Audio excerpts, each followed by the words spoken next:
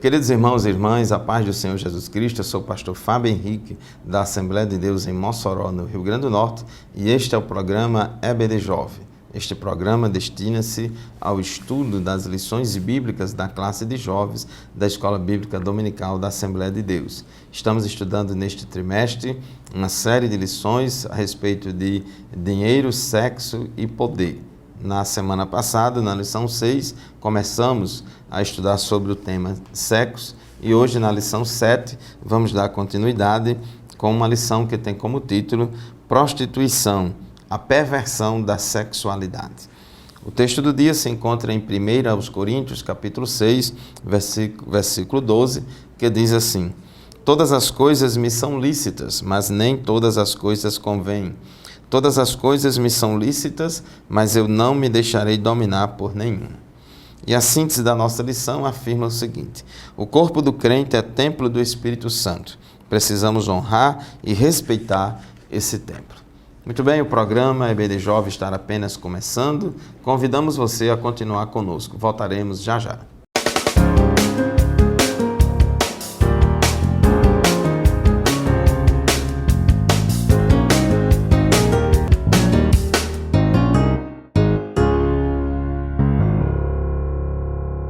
Amados irmãos, hoje vamos estudar na lição de número 7 a respeito da prostituição, a perversão da sexualidade. Nesta lição de hoje, vamos compreender o contexto da primeira carta aos Coríntios, porque a lição de hoje é baseada na primeira carta aos Coríntios, principalmente no capítulo 6.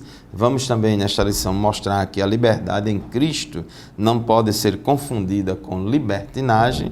E, por fim, no tópico 3 da nossa lição, vamos conscientizar de que o crente não pode submeter seu corpo à promiscuidade. Vamos estudar e aprender que o corpo do crente é santo, é templo do Espírito Santo. Então, a nossa lição de hoje, com base em 1 Coríntios, capítulo 6, versículos 12 a 20, vamos relembrar aqui o que aprendemos na lição anterior, que o sexo foi criado por Deus, com dois, dentre outros propósitos, queremos destacar dois: a procriação da raça humana e o prazer e a felicidade do casal. São dois grandes objetivos do sexo, mas não são os únicos, mas os dois mais importantes. Contudo, temos visto a deturpação do sexo e da sexualidade desses propósitos divinos. Então, para entendermos o motivo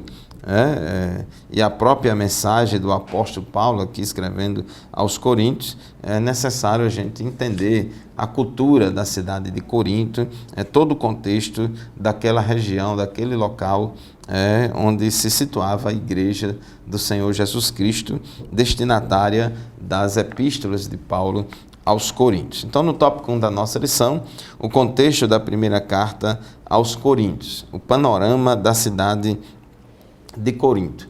Corinto era uma metrópole, era uma cidade muito grande, fazia parte da província romana da Acaia, era uma cidade grega, e Corinto era sinônimo de luxo, de riqueza, de alcoolismo, de corrupção, de frouxidão moral. Era uma cidade em que a depravação moral, em todos os sentidos, era muito forte. Era uma cidade muito libertina, é uma cidade muito devassa. Inclusive, cunharam a expressão verbal corintianizar, que significa se dar a devassidão sexual, a depravação sexual, a prostituição, a porneia desenfreada e sem limite. Corinto era uma cidade portuária, tinha dois grandes portos e possuía grande prosperidade comercial. Era uma metrópole cosmopolita e essa atividade portuária intensa, evidentemente, que fazia com que circulasse pessoas de vários países ali na cidade de Corinto, e quanto maior a quantidade de estrangeiros circulando naquelas cidades, aumentava o potencial também de práticas sexuais promíscuas. Na religião, Corinto se destacava por possuir lá o grande templo de Afrodite, né? Tinha um templo religioso da deusa Afrodite, considerada a deusa do amor, né? Daí vem o nome afrodisíaco, né? Vem de Afrodite, que era o nome dessa deusa, considerada a deusa do amor. E onde, nesse templo de Afrodite, lá em Corinto, os seus fiéis eram atendidos por várias prostitutas cultuais. Nesse templo de Afrodite, existiam várias prostitutas lá que praticavam sexo com os homens como uma forma de culto, como uma forma de louvor e adoração a Afrodite. Então você já pode perceber como é que era a cultura, o ambiente do mundo daquela época, lá na cidade de Corinto.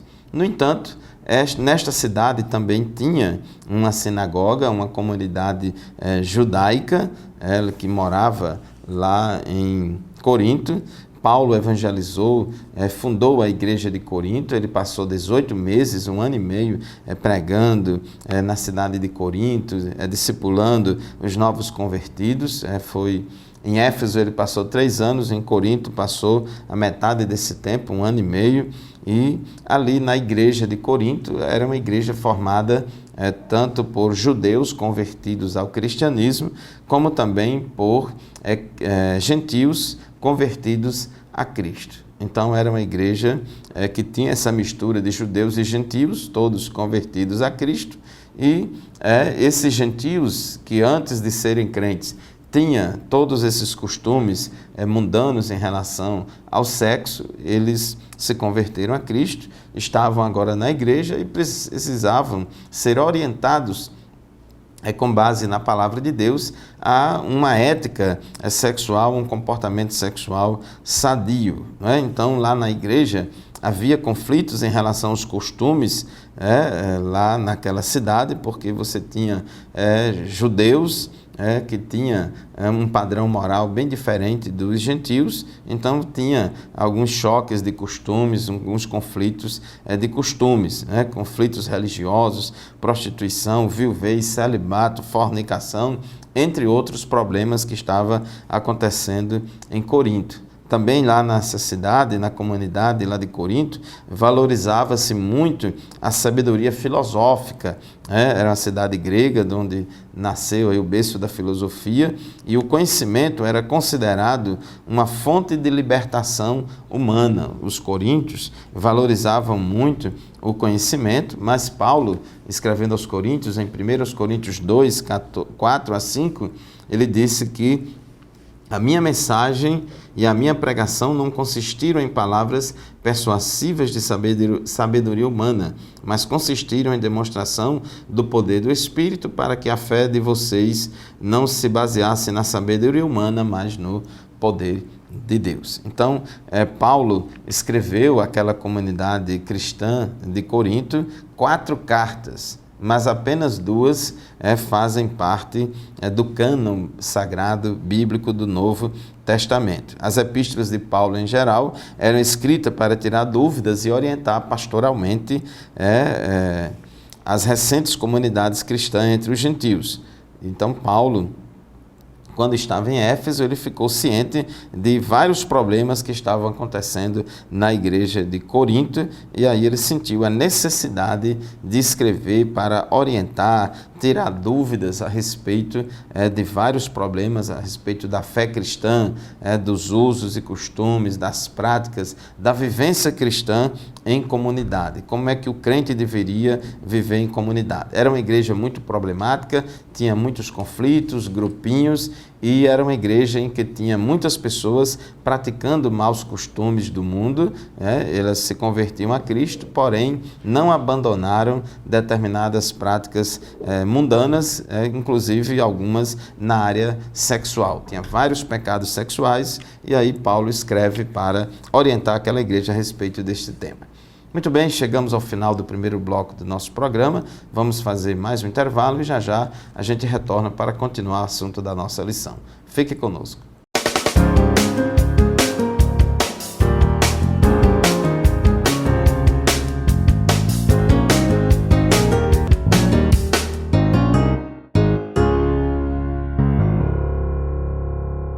Amados irmãos e irmãs, telespectadores do programa EBD Jovem, estamos de volta para estudar o segundo tópico da nossa lição de hoje, a lição de número 7, que tem como título Prostituição, a perversão da sexualidade. Na lição de hoje, que estamos estudando sobre esse tema, no tópico 2 diz: a liberdade em Cristo não pode ser confundida com libertinagem. Há uma diferença entre liberdade e libertinagem. Realmente temos liberdade em Cristo, nós não vivemos preso a regras. O cristianismo não é religião de regra sobre regra, mas cristianismo é novidade de vida. Os que estão em Cristo, nova criatura as coisas velhas já passaram e eis que tudo se fez novo.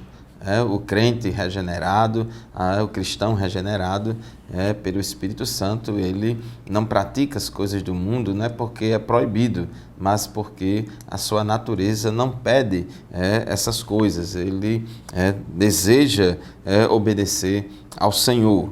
Então, o tópico 2.1 diz: fazer tudo o que se deseja não é liberdade, mas escravidão. Tem pessoas que acham que liberdade é fazer tudo que a carne deseja, tudo que as paixões desejam, é dar vazão a todos os desejos da carne, mas na verdade isso é uma escravidão dos desejos da carne, é uma falta de continência, é uma falta de moderação, uma falta de domínio próprio.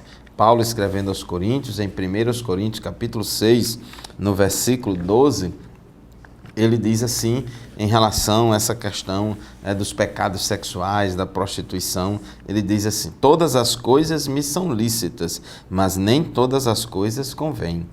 Todas as coisas me são lícitas, mas eu não me deixarei dominar por nenhuma. Então, o crente, ele tem liberdade, todas as coisas me são lícitas, você pode tudo, mas você só vai fazer aquilo que convém. Você não pode se deixar dominar pelas coisas que a carne pede para fazer. Todos nós temos uma natureza humana, carnal e pecaminosa. Então a gente precisa controlar os desejos da carne. Alguns crentes de Corinto acreditavam erroneamente que poderiam fazer tudo o que bem desejasse em nome da liberdade que Cristo nos dá, sem prejuízo algum à vida espiritual. Achavam que a salvação é pela graça, mediante a fé. O importante é isso. O que eu faço com o meu corpo não tem nada a ver com relação à minha salvação. Tal pensamento e atitude era um reflexo da velha natureza incorporada aos costumes da cidade. Os crentes de Corinto usavam de modo errado o que acreditavam ser liberdade cristã, criando pretextos para legitimar suas atitudes errôneas. E aqui eu lembro do que Paulo escreveu em Gálatas, capítulo 5, versículo 13. Ele diz assim: irmãos, vocês foram chamados para a liberdade, mas não usem a liberdade para dar ocasião à carne. Ao contrário, sirvam uns aos outros mediante o amor.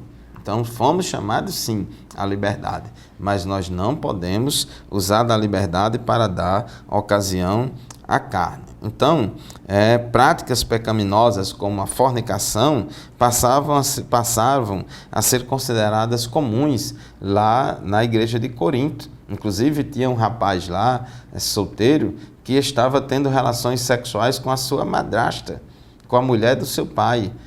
Pecado de incesto. E isso era muito tolerado pela igreja. Isso estava sendo muito tolerado pelos irmãos. Então estavam absorvendo esse mau costume da cultura grega corintiana. E aí o apóstolo Paulo, ele escreve, em 1 Coríntios capítulo 5, reprovando esse tipo de conivência da igreja com esse tipo de pecado e até mesmo recomendando a disciplina desse rapaz que estava praticando pecado de incesto.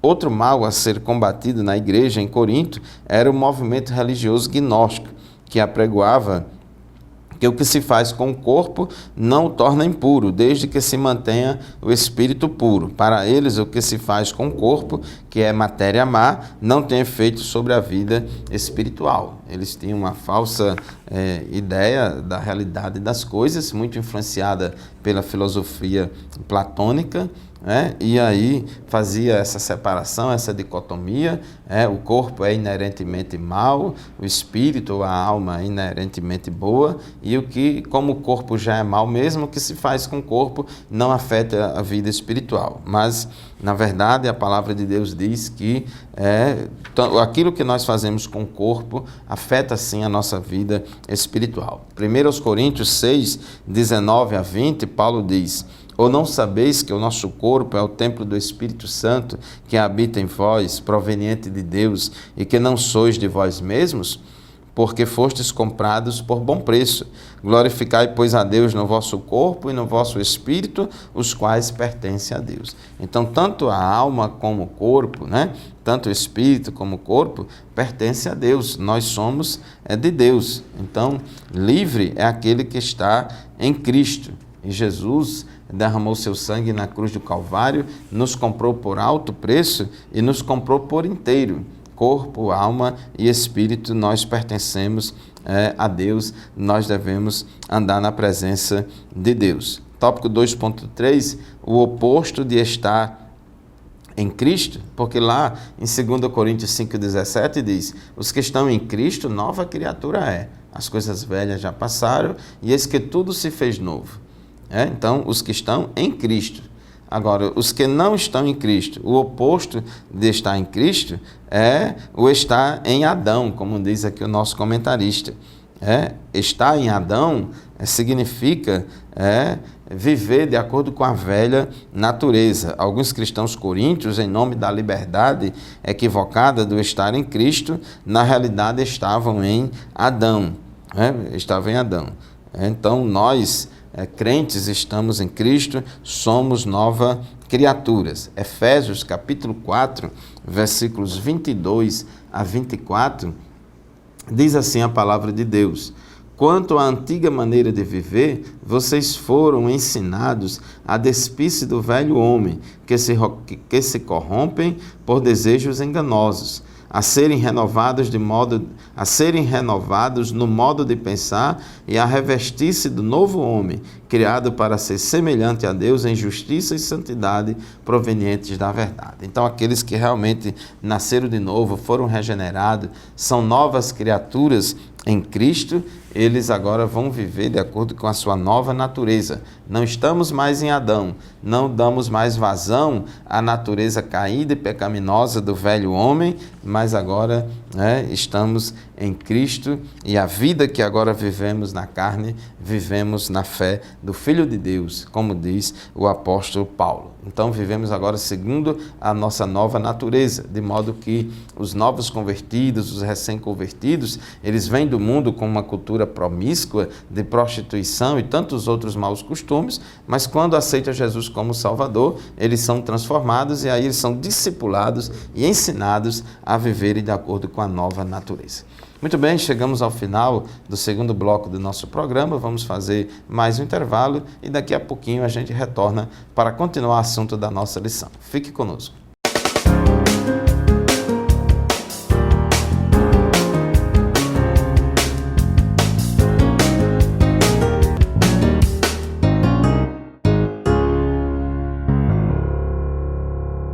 Amados irmãos e irmãs, telespectadores do programa EBD Jovem, estamos de volta para continuar o estudo da lição 7 deste trimestre da classe de jovens. A lição de hoje tem como título Prostituição, a perversão da sexualidade. É importante a gente entender que no Novo Testamento é utilizado bastante uma palavra grega chamada de porneia. Essa palavra grega porneia é uma palavra que significa imoralidade sexual ou toda e qualquer conduta sexual ilícita, toda e qualquer conduta sexual moralmente reprovável, evidentemente moralmente reprovável de acordo com os critérios da palavra de Deus. Nós, como crentes em Jesus Cristo, cremos que a Bíblia é a palavra de Deus, única regra de fé infalível, e regra de fé e prática infalível. Então, nós estamos analisando tudo com base na palavra de Deus, porque cremos que este é o plano de Deus para todos os seres humanos. Então, tópico 3 da nossa lição O cristão não pode submeter seu corpo à promiscuidade. O seu corpo é santo, não é somente a sua alma, mas o corpo também. Então, corpo, alma e espírito na cultura do Novo Testamento. É o tópico 3.1 da nossa lição. Os gregos desenvolveram uma antropologia especialmente platônica, tendo influência do filósofo grego Platão, que era uma filosofia dicotomista, onde pregava um certo dualismo entre o corpo e o espírito, ou o corpo e a alma. Então dizia que o corpo é a parte inferior e mal do ser humano e que a alma era a parte superior e boa do ser humano. Então eles diziam que o corpo era inerentemente mal e a alma inerentemente boa, e por causa disso, eles acreditavam que não importa o que você faça com o seu corpo, mesmo que você entregue o seu corpo a toda e qualquer sorte de prostituição, isso não vai afetar em nada a sua alma. Essa era a visão grega e era a visão predominante ali na cidade de Corinto. Por outro lado, o judaísmo considerava o ser humano em sua totalidade, ou seja, no judaísmo não via a alma sem o corpo e nem o corpo sem a parte espiritual. No judaísmo, de acordo com a revelação bíblica do Antigo Testamento, na narrativa judaica da criação, o ser humano é visto de forma integral. Tudo bem que o corpo dele foi criado do pó da terra, ou seja, de elementos materiais aqui do planeta Terra, mas Deus soprou-lhe em suas narinas o fôlego de vida e o homem passou a ser alma vivente, ou passou a ser um ser vivo. Então o homem, ele é integral, corpo, alma e espírito. E no Novo Testamento, a revelação da palavra de Deus no Novo Testamento segue a mesma tendência, segue a mesma visão do Antigo Testamento. Via o ser humano como um todo. O Novo Testamento vê o ser humano como um todo. O apóstolo Paulo recomendava a preservação tanto do espírito como do corpo. Aqui no versículo 20, 1 Coríntios capítulo 6, versículo 20, da nossa leitura, diz: porque fostes comprados por bom preço, glorificai, pois, a Deus no vosso corpo e no vosso espírito, os quais pertencem a Deus. Então, se o corpo fosse inerentemente mau, então Paulo não teria dito que o corpo pertencia a Deus. Se o corpo fosse mau, Paulo não dizia aqui para a gente glorificar a Deus também com o nosso corpo. Então, não podemos separar isso. Inclusive, Paulo também, escrevendo aos Tessalonicenses, que também era uma comunidade grega lá da cidade de Tessalônica, Paulo também fala dessa integralidade do ser humano, diz que o próprio Deus da paz os santifique inteiramente, que todo o espírito, a alma e o corpo de vocês sejam preservados irrepreensíveis na vinda de nosso Senhor Jesus Cristo. Então, todo corpo, alma e espírito deve estar plenamente conservados, irrepreensíveis. Não tem esse negócio de dar a alma para Deus, o espírito para Deus, o coração para Deus e o corpo para o pecado, não, de jeito nenhum.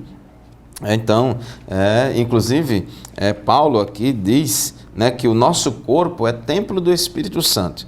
Em 1 Coríntios, capítulo 6, versículo 19, Paulo diz assim: ou não sabeis que o nosso corpo é o templo do Espírito Santo que habita em vós, provenientes de Deus, e que não sois de vós mesmos? Então, o corpo do crente, ele é templo do Espírito Santo. O templo era um lugar de encontro com Deus para uso exclusivo e adoração ao Senhor. A intenção de Paulo é que as pessoas, com o exemplo do templo em mente, se identificassem como igreja, como parte do corpo de Cristo, santificando-se e oferecendo seus corpos como sacrifício vivo, para louvor e glória de Deus. Inclusive, Romanos, capítulo 2, versículo 1, ele diz: rogo-vos, pois, pela compaixão de Deus, que apresenteis os vossos corpos em sacrifício vivo, santo e agradável a Deus, que é o vosso culto racional. Então, a Bíblia valoriza o corpo é importante e ele também deve ser santo, porque o nosso corpo é templo do Espírito Santo. E na ressurreição, o corpo faz parte do plano plano da ressurreição. Esse corpo mortal, corruptível, vai se revestir da incorruptibilidade. Então nós vamos para o céu, vamos ter um corpo transformado. Tópico 3.3 da nossa lição, a imoralidade sexual e a igreja. Então, a Bíblia revela em 1 Coríntios, capítulo 5, que aquela igreja estava sendo tolerante com o caso de incesto, porque tinha um jovem lá na igreja de Corinto, crente, que estava tendo relações sexuais com a sua madrasta. Todo mundo sabia disso e ninguém tomava as providências. Todo mundo tolerava, achava que aquilo era algo normal. Então, tal relato nos mostra que nem todos que frequentam as igrejas estão verdadeiramente libertos da devassidão, da perversão sexual, da porneia, da prostituição. Então, Paulo adverte a respeito do perigo das relações sexuais imorais adentrarem na igreja, a comunidade que é o corpo do Espírito Santo. Por isso que ele, no versículo 18 aqui, ele diz assim: fugir da prostituição. Todo pecado que o homem comete é fora do corpo, mas quem se prostitui peca contra o seu próprio corpo. Então, o conselho de Paulo para o crente é fugir da prostituição. Fique longe, fique distante, porque todo pecado que a pessoa comete é fora do corpo. Mas aquele que se prostitui, ou seja, aquele que pratica qualquer imoralidade sexual, seja ela qual for, ele está pecando contra o seu próprio corpo. E o plano de Deus é que o sexo seja praticado no âmbito do casamento. Hebreus 13:4 diz: o casamento deve ser honrado por todos, o leito conjugal conservado puro, pois Deus julgará os imorais e os adúlteros. Então, quem vive na prostituição será julgado por Deus. Mas quem aceita Jesus Cristo como seu único e suficiente Salvador, Deus transforma essa pessoa numa nova criatura e agora, como nova criatura, as coisas velhas já passaram e eis que agora tudo se fez novo. O crente que anda em santidade, na presença de Deus, regenerado pelo Espírito Santo, com a ajuda do Espírito Santo, ele vai fugir da prostituição, vai fugir da imoralidade sexual e vai andar na presença de Deus, tendo uma vida santa para a glória do nome de Jesus. Muito bem, meu querido irmão, minha querida irmã, obrigado pela sua audiência. Deus continue abençoando você e o estudo desta lição, da nossa lição, continua da nossa classe da Escola Bíblica Dominical. Não perca, frequente a Escola Bíblica Dominical de uma Assembleia de Deus mais próxima da sua casa e vamos continuar aprendendo a palavra de Deus. Deus abençoe você, a paz do Senhor e até o próximo programa, se Deus quiser.